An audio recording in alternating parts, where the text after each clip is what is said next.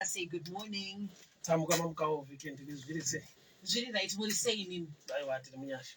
Munhu akanzwa kuti pain anoti pane chakanaka chinobuda mairi. Pain munesa aidi asi there's the good side of it. Maybe inotoda kudzidziswa munhu.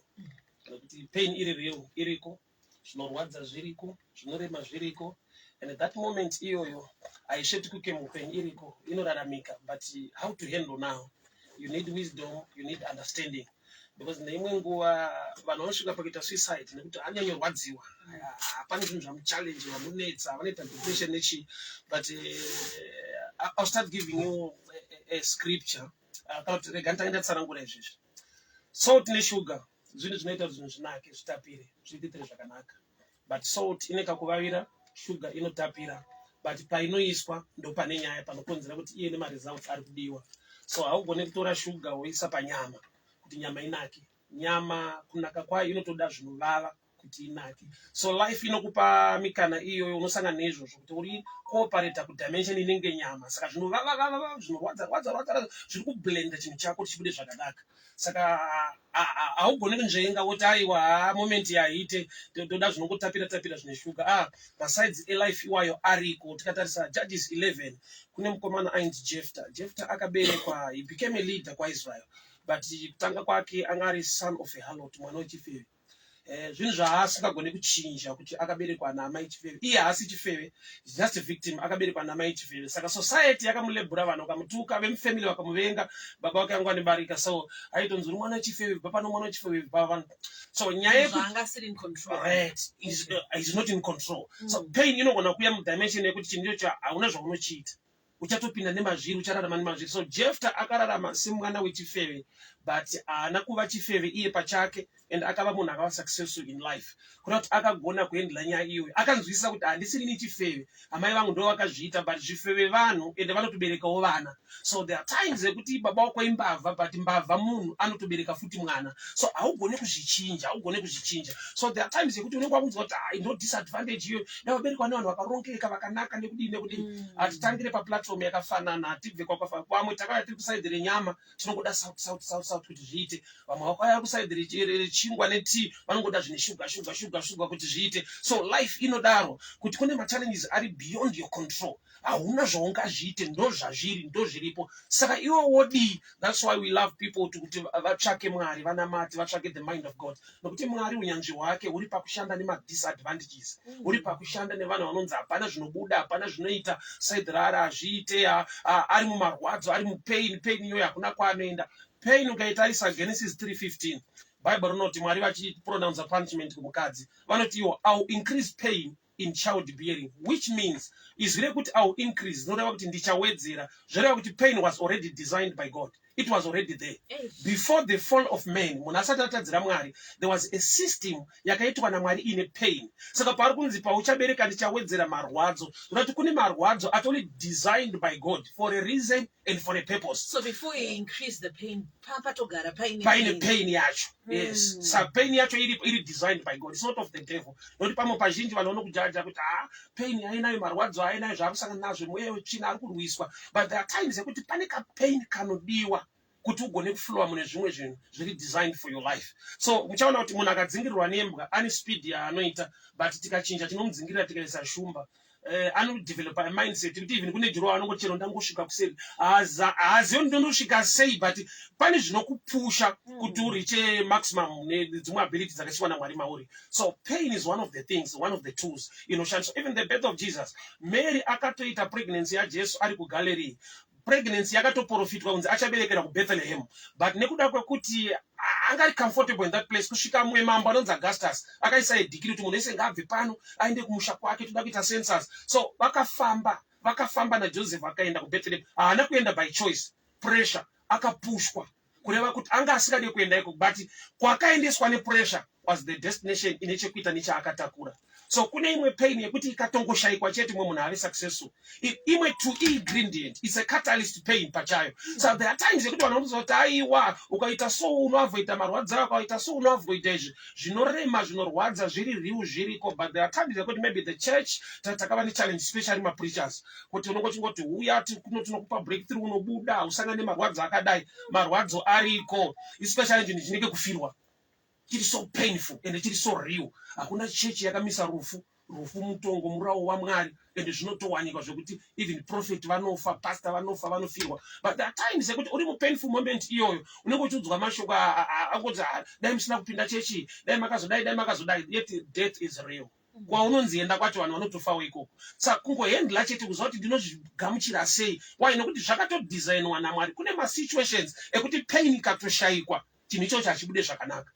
Zvinokudzingirira zvikashayikwa, unoshaya chinokuinspire, chinokumotivata nekukumova for the better. Zvakafanira vanhu vanokuvenga, vanhu vanokutuka, vanhu vanokunyeya. Ukazvihendla in a negative way, unotanga kuda kujustify vanondinyereuri. Ngazvikuinspire, ngazvikumotivate, ngazvikuita. The best way kuprove critics is to be successful. Saka success inobva papi? Kuignore zvavari kuita, ungozva kuti moment inguva iripo, but I'll move forward. So pain iriko, designed by God, and there's the other pain yekuti it's not of God, which you need deliverance, you need the end of God, you need wisdom and knowledge. Why am I in this situation? It's so painful. Why? Nokuti kune pain from the devil, then pain is designed by God. It's part of life. Kuti munhu agone kuachieva zvimwe zvinhu. In this season, for your growth, for your next level, you need to go through this. You know, life cycle butterfly. Iri mukakuni, so iri mukakuni kanenge ka plastic coat, so iri elava katori ka wemu kana ichibuda ichibreka imomo inoita senge iri kurwadziwa, iri kudini kudini. So somebody zvanzi akazviona and he tried to help that thing, achiedza kubatsira, kakabuda zvakanaka, but akana kurarama 2 hours kakabva kafa. Ndokubva azodiscover kuti time yakanobuda mukakuni kachibreka chitange kari kurwadziwa iprocess yekustrengthena mamuscles kuti izogona kuflya. So there are times yekuti the strengthening process wakabatsirwa saka hauchaflya nekuda kwokuti wakawana help pasinga need help. Kuda kuti there are times yekuti imwe danger mulife ndeyekuwana help patime yausiri suppose kuwana help, yauri suppose kukura through that pain. Why? Because kune zvinhu zvaunogona kungodzidza mumarwadzo zvausingadzidzi kana zvinhu zvakanaka. So true. Ariko marwadzo anokudzidzisa zvinhu zvokuti haugoni kuzvidzidza ukasaita pass through that. So pain iri real, inoraramika iriko, ende vanhu vanenge dzimwe nguva vanenge vachiti disadvantage, dai waita zvakati. Jesu pacross, Matthew 27:46, anoita prayer anoti Eloi Eloi lama sabakatani, Mwari wangu mandisirei. Anosirwei iye pesa aita kuda kwababa, akauya atori muwili yaBaba. That statement alone simply says kuti there is a moment in life yaunofila as if God has left you, but he is with you. Sendichiti Mwari vaiva naye paari kuti Mwari wangu mandisirei. Mwari vakaramba vainaye haafe. Saka kana akauya kuzofa, Mwari vanofanirwa kusuduruka nokuti vari kumira naye paagenda, not pa pain. So pain was there yekuti zvipikiri zviripo, but agenda ndeyekuti he must die. So kuti agone kutofa afire vanhu, Mwari vanofanirwa kusuduruka. Zvakati kusuduruka kwavo ndokupindira mupurpose yake. Saka vakasasuduruka hambofa, anoramba ari pamarwadzo, haagone kupinda mudeath nekuda kwokuti waitofanirwa kuti afire vanhu pacross. Saka Eloi Eloi lama sabakatani ipicture yekuti it's a passing phase life yekuti you will not understand kuti I've been doing good, but say ndakuside nepain, I've been doing this, but say ndiri kugamuchira marwadzo nekudini.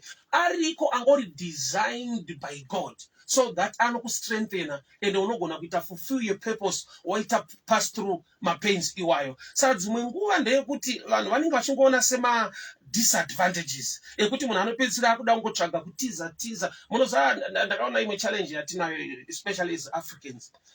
Takangokura tichiudzwa kunzi kuberekerwa kwaAfrica kwakazodai idisadvantage, dai waenda kuri nani wazodii. Inyaya yekuti hatina kutsvaga the purpose of God. Why am I here? Why say ndakaberekwa in this place in such a time? Nekuti unozwa kuti afana mazuva maberekwa nguva yakaipa, zvinhu hazvisi right, which is not true. Hakuna nguva yakaipa. Kune vanhu vanobereka pfungwa yakaipa munguva. Hakuna nguva yakaipa. Nokuti ivo vanokuti maberekwa nguva yakaipa zvinhu hazvisi right. Ukati chiripawo mafoto ako ndioneka ari pazva zvakanaka. Uone zvanga zvakapfekwa. Akarova matenda futi nekaskipa. Ane tsapo yemangaya achienda kuchikoro 14 Ks netsoka. Oudzewo une blazer, kupinda mukombi, une iPhone, kuti waberekwa nguva yakaipa. That's a lie. vanhu ndo vanobereka pfungwa yakaipa panguva. Nguva dzese zvinhu zvinenge zvakanaka, but nekuda kwekuti vakatadza kuhandla pain iripo, anongoti nguva yacho yanga yakaipa. Nokuti maseasons iwayo enyama anongoda sauti chete. Usatombotsvaga shuga right, uchanwa tea yako, but kune maseasons anongoda zvinovava kuti zvako zvibude zvakanaka. So life ine painful moments, painful sides yekuti ukasagona kushanda nawo unopedzisira wacreata solution inokupa problem. Kune solutions anopa vanhu problem. I'll give you an example. Musikana anobva kumusha, ndaneta nekutambudzika ndiri kumusha, ndakunoita chifeyo kuHarare, ati zanzara akuya kuzoita chifeyo, chifeyo obva afa neHIV, kuti achinja mafiro. Haana solution yaita, angochinja angozonofa neHIV. Pakuedza kuunza solution achitiza mune zvaari zvaanofanira kunyatso understand, anopinda mune rimwe dambudziko. Nekuda kwekuti munhu ari kuramba kuita pass through that moment yepain. Nekuti unenge pamoment yako yepain vamwe vanenge vachinakirwa, ndo danger yazviri manje. Kuti pamoment yekurwadziwa kwako vamwe vanenge vachinakidzwa chitiro zvakanaka. So sometimes ukapinda mucomparison nokuti aiwa rega ndisani handikarambe ndiri mupainful moment yakadai, rega ndingoitawo izvi, rega ndingoita izvi, ndinakidzwa zvekuita vamwe. But ivo vari kunakidzwa today vane katime kavo kepain kavakasangana nako. So ndaizviona kukambani kwandaishanda inini. Unoona kuti munhu ari kuworkshop vanoita work hard, vanoshanda nesimba. Vari kuworkshop vanoshanda nesimba, ari muoffice ofuta ari kushanda pasemukambani, but uyo ari palaptop ari kungobaya-baya. Ukaenda kusalary manje unoziva kuti kuwork hard hakuna mari, but kuwork hard kune mari. Saka ndaiti zvinenge zviri unfair ndikazodzikisa vabva kuti aiwa vanenge vatobhalansisa kuti ukaona akushanda zvakanyanya panapa kune kwaakatamba wakanakirwa kuchikoro, uyo akundizorora kune kwaakaita busy. Saka unoti munhu wese ane painful moment, but nowanzoona moments ekunakidzwa chete, moments akanaka, achievement, success. Totangoti aiwa life haifanira kuita pass through this. Wese waunoyemura ukanyatsomubvunzisa kune kwakabviwa nako, kune nyaya dziriko dzairwadza, but akagona kuita pass through. So there are times yekuti munhu ukasava nechokwadi chekudzidza muupenyu kuti kamoment kepain kari riu ende kariko, unopedzisira wakungonzvenga paunofanirwa kudzidza nepain yacho, unonzvenga paunofanirwa kuwana gain, nokuti mupain mune gain irimo. Ukaenda kujimu ukangosvika wogara hausimbe, but unenge uchienda kujimu nokuti uri kuramba pain ndo inodevelopa mamuscles.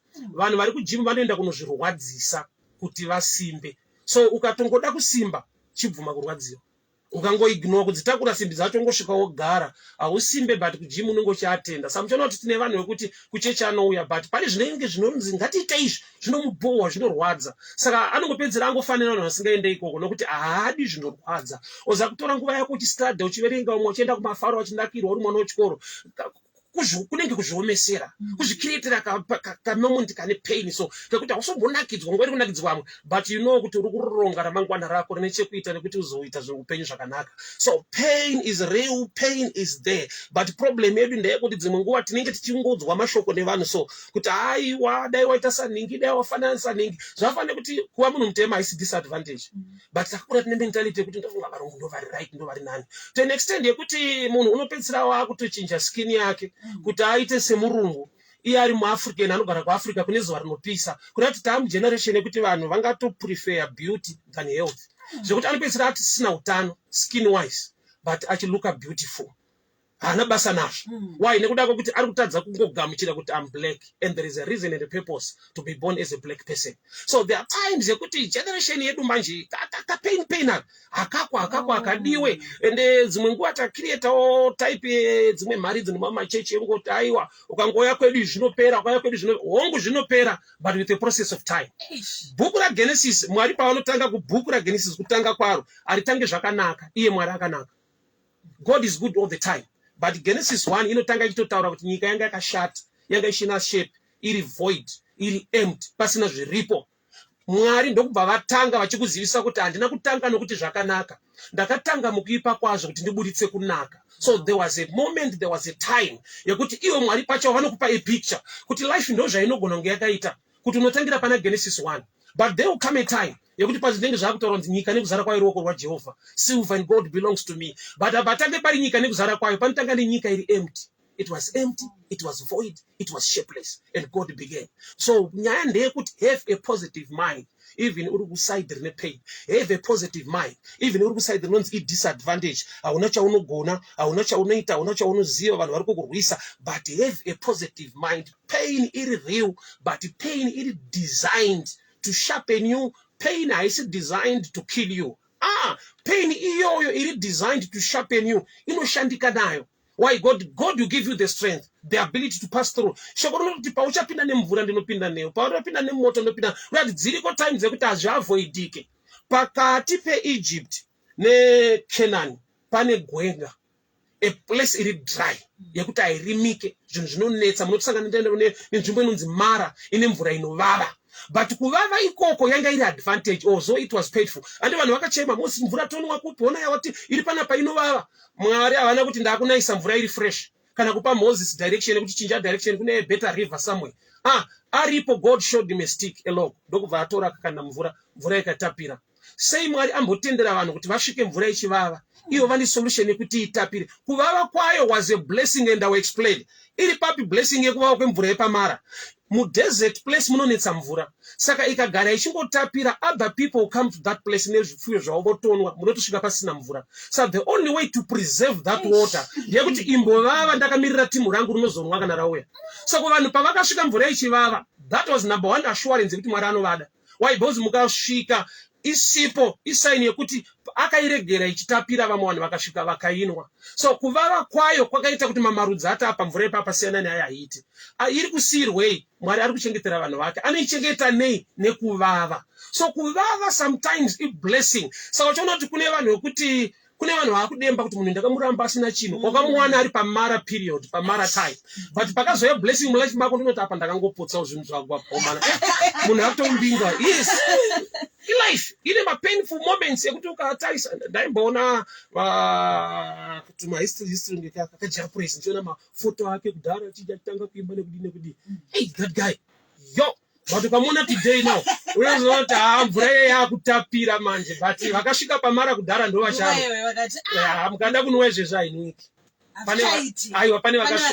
Pane varidzi vayo mvura iyo. So painful moments, they are there, but kangori ka moment kakuti ukagona ukaitla ukashanda nako zvakanaka, you will enjoy. So tine vanhu vanokufunga kuti aiwa pain is of the devil, zvinhu zvikatodai so unenge usinganamata, hausi serious nekuzodii. Life inokupa the moment inoda salt, yokupa the moment inongoda sugar. Nyaya ndeungoziva pekuapply.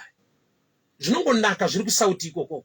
Zvinongotapira zviri kuarea, zvinongoshandwa nezvinhu zvinofanirwa kuiswa ipapo. So ukawana knowledge kuti sei ndiri mupain nekuda kwesituation, ndinogona kuichinja nokuti zviri beyond your control, like Zakeyo kana akanamata akaedha pasi harebe.